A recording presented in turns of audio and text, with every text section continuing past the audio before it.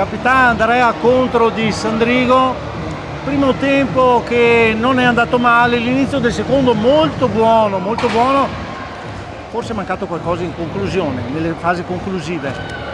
Sì, secondo me abbiamo sofferto tanto il loro gioco, non riuscivamo fisicamente soprattutto a contrastare i giochi che facevano al limite dell'area e dietro porta.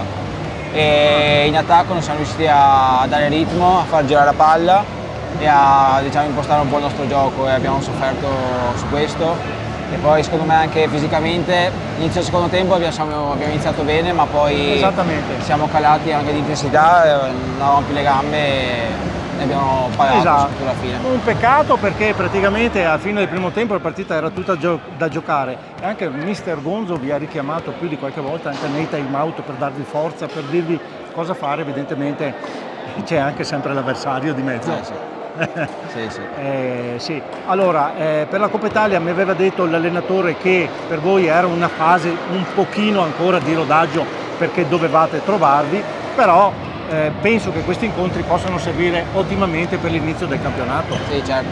La squadra è anche nuova, abbiamo 3-4 giocatori nuovi, quindi dobbiamo ancora trovare, diciamo, il feeling tra di noi e cominciare a giocare e a trovare il ritmo. Quindi sì, saranno partite di preparazione, però comunque dobbiamo continuare a lavorare perché c'è da lavorare.